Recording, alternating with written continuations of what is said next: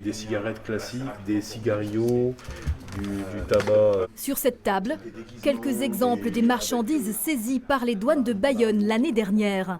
Mais ce qui a vraiment marqué 2024, c'est une augmentation sans précédent du trafic de drogue et des quantités de stupéfiants confisqués dans les Landes et les Pyrénées-Atlantiques.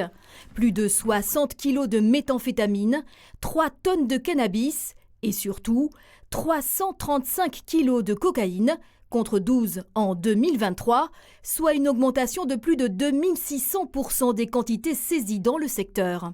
On est un point d'entrée important, que ce soit sur toute la ligne des Pyrénées d'ailleurs, depuis les Pyrénées-Orientales jusqu'aux Pyrénées-Atlantiques. On a effectivement une entrée par la péninsule ibérique de cette cocaïne, par les flux traditionnels commerciaux que l'Espagne et le Portugal ont avec l'Amérique du Sud. L'autre tendance qui a marqué l'année dernière, c'est l'augmentation du trafic de déchets. Plus de 100 tonnes ont été saisies par les douanes de Bayonne. Certaines entreprises confient en effet leurs déchets à des organisations qui les enfouissent en toute illégalité de l'autre côté de la frontière.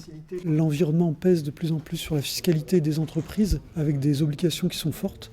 Donc la tentation est forte également d'échapper à ces contraintes. C'est des déchets qui sont très polluants. Ce sont des déchets, par exemple, des déchets d'huile moteur, de matériaux qui vont se dégrader très lentement.